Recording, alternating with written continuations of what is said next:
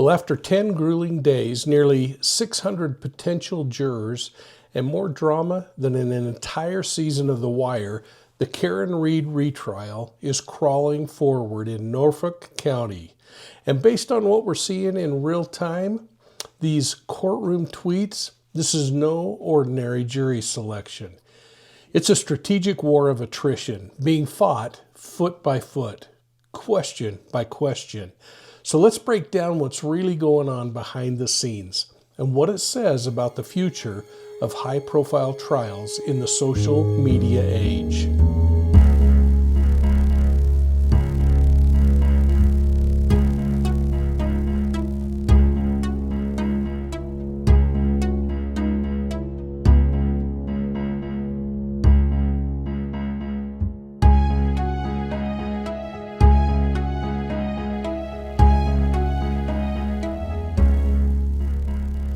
Hey everybody, welcome to Profiling Evil, where we dig into the facts, we explore the psychology, and we break down criminal behavior one case at a time.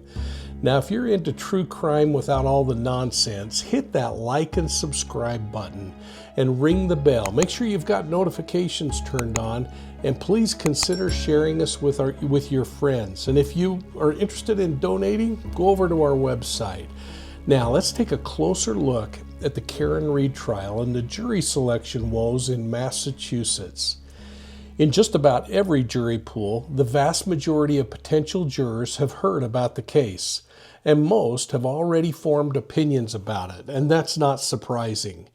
Now, Karen Read's case has been the epicenter of the true crime community, of protest movements, of online rabbit holes, everything since day one.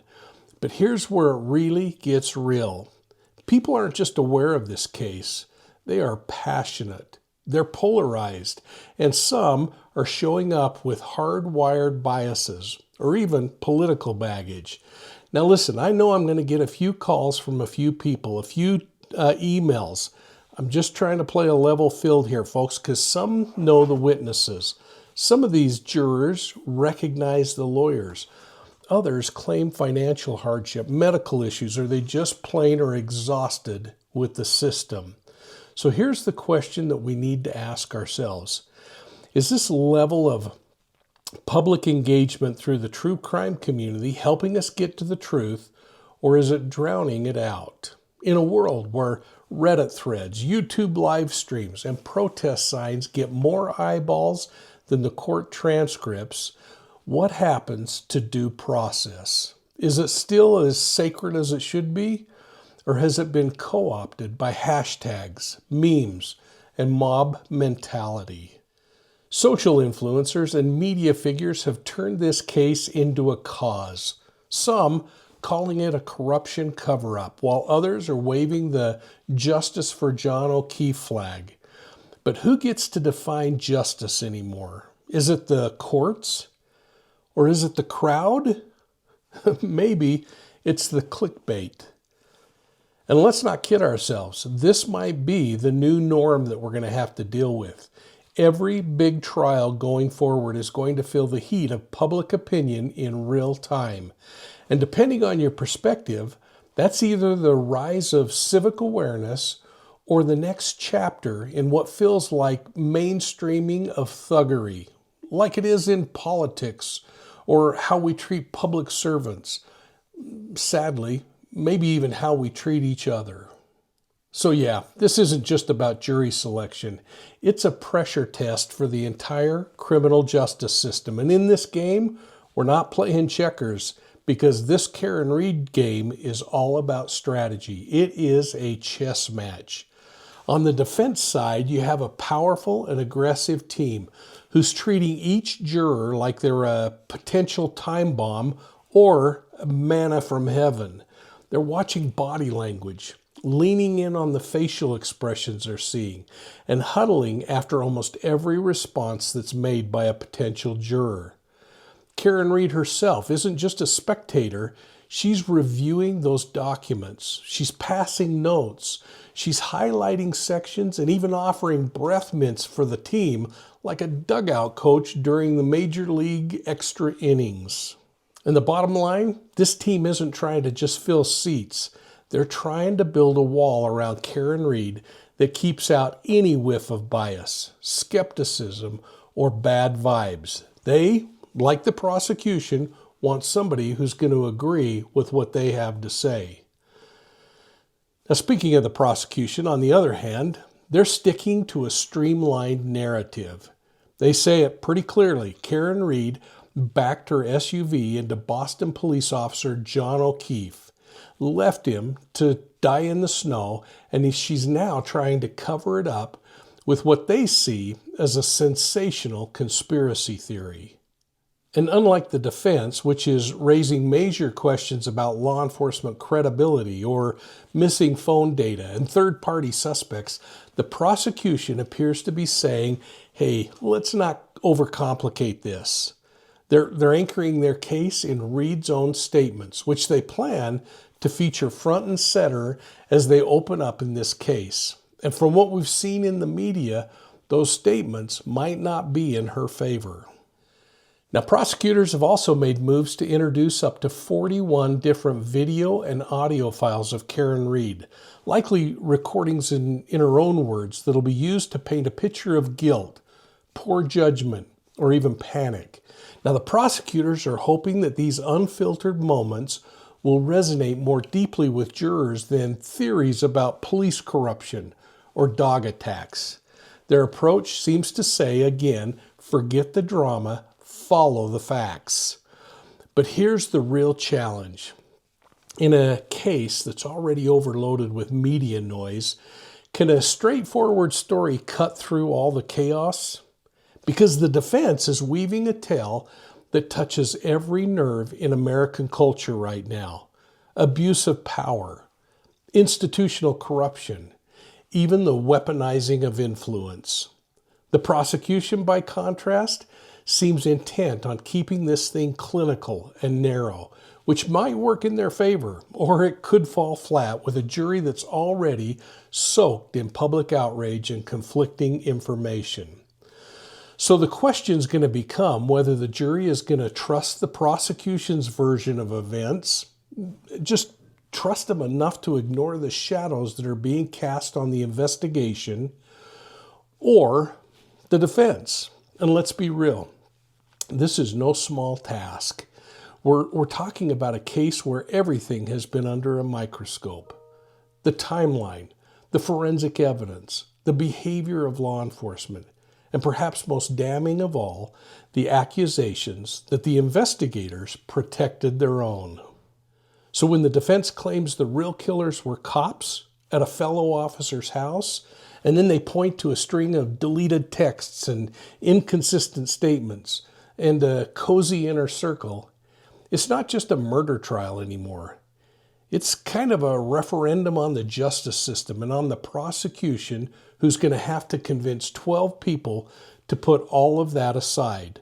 To say, yeah, there might be investigative missteps, but that doesn't change the fact that Karen Read killed John O'Keefe. That's the needle that they're going to have to thread. And here's where it gets tricky. The prosecution is going to be asking jurors to focus on the defendant, while the defense is asking them to focus on everyone but the defendant. In that split, the credibility of the investigation becomes a silent witness to the trial, one that the jury might listen to more than they realize. Because when trust is fractured, when the people tasked with protecting the truth are accused of bending it or burying it, jurors don't just weigh the facts. They start reading between the lines. And in a case like this, with pressure from every direction, including media frenzy outside of the courtroom doors, that kind of doubt can be all that it takes to unravel a conviction. So again, the central tension remains on whether the jurors will follow the prosecution's clean narrative, or will the cracks in the foundation of this investigation be too big to ignore? Only time and testimony is going to tell. But while many people dislike the judge, I believe she's calling the shots with a steady hand. No grandstanding, no rushing. She delivers the "you've been selected" speech with consistency, and she excuses jurors with kindness. But don't mistake calm for passive. She's clearly aware that any misstep in the jury selection could trigger another wave of appeals, more mistrust, or worse, a third trial. So she's not taking any chances. Every sidebar, every huddle, every decision is calculated. This is a situation where disqualifications are the rule, not the exception. And jurors were getting dismissed left and right. Questions like, have you heard of the case? You're excused. Have you formed an opinion? You're excused. Do you have a medical issue? You're excused. Or even as microscopic as checking the potential that the individual on the jury list has a friend or a roommate or the roommate's dog groomer who knows a witness in the case, and then they get excluded too. In fact, some potential jurors aren't even making it to the bench before they're told to go home. This thing has been a surgical weeding, not a casual screening. The court wants nothing that could contaminate this jury, even at the risk of exhausting the entire county's jury pool. And finally, what impact is the media and the protesters going to have on this retrial? Because it has been significant in the past. There are only 10 media seats in the courtroom, so when credentialed reporters don't show up, a few others are allowed in, but otherwise, access is as controlled as a federal hearing. And outside the courthouse, there are buffer zones. There are fines for people that violate it. Zero tolerance for protesters who carry signs or wear messages supporting one side or the other. It's not that the court's trying to hide the trial. It's that they're trying to build a firewall between the courtroom and the crowd, because they know that this case is a powder keg in the true crime world. Which leaves us with our current status.